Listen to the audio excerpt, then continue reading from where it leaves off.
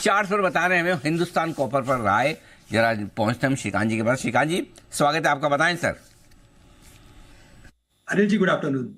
तो देखिए, यहाँ पे मुझे लग रहा है कि जो हिंदुस्तान कॉपर है उसमें वैसे टेक्निकल पैटर्न तो काफी क्लियरली इंडिकेट कर रहा है कि इसमें लोअर टॉप लोअर बॉटम की सीरीज बनी है। साथ ही साथ जो हमने एक बड़ी रैली देखी थी उसका एक करेक्टिव पैटर्न भी चल रहा है।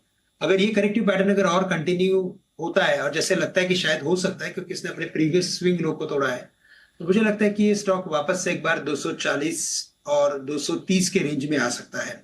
और इस साल के बिगिनिंग में अगर आप देखें तो मल्टीपल टाइम्स इन्हीं लेवल्स के करीब से हिंदुस्तान कॉपर ने अच्छा खासा एक रिवर्सल यानी कि बुलिश रिवर्सल पैटर्न बनाया था, और उसके बाद ये स्टॉक 400 रुपए तक गया था। तो मुझे लगता है कि वापस उन्हीं लेवल्स को रिविजिट कर रहा है और वेरी क्लियरली ये करेक्टिव पैटर्न यानी काफी ग्रेजुअली करेक्ट हो रहा है। तो इन लेवल्स के करीब यानी कि 240 230 के करीब हमें लगता है कि फ्रेश इन्वेस्टमेंट्स की जा सकती है।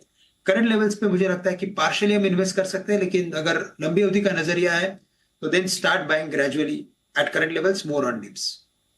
बहुत बढ़िया, करंट लेवल पर खरीदने नीचे आए तो और मेटल्स पर राय ली जाए। एक बार चोपड़ा साहब की भी जरा फंडामेंटल राय। चोपड़ा साहब, देखो माहौल तो खराब है, खबरें भी खराब है, और जब खराब खबरें और खराब माहौल हो तभी भाव अच्छे भी होते हैं। ये क्या ये अच्छे भाव है खरीदने के लिए फंडामेंटली, या अभी थोड़ा इंतजार करें?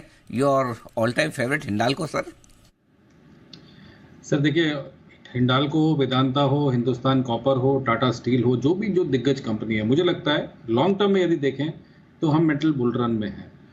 मगर हाँ, शॉर्ट टर्म में कई बार ऐसा होता है कि ब्लिप्स आती हैं और दिक्कतें आती हैं। कारण मैं फिर वही जोड़ूंगा कि कहीं ना कहीं मुझे लगता है कंजम्पशन इश्यूज हो रहे हैं और कंजम्पशन स्लो हो रही है। कंपनीज की जो सेल्स हैं वो स्लो डाउन हो रही है। हम देख रहे हैं कई बार सेल्स बढ़ रही हैं, प्रॉफिटेबिलिटी नहीं बढ़ रही। वो प्रॉफिटेबिलिटी इसलिए नहीं बढ़ रही क्योंकि इनपुट कॉस्ट हाई है, या जो एम्प्लॉय कॉस्ट हाई है, जो रनिंग कॉस्ट हाई है, टैक्सेशन हाई है। तो अगेन मैंने, आपको याद होगा कि जब ये 250 पे था हिंडाल्को का, तब 600 का टारगेट दिया था, उसके बाद मैंने 900 का टारगेट दिया था।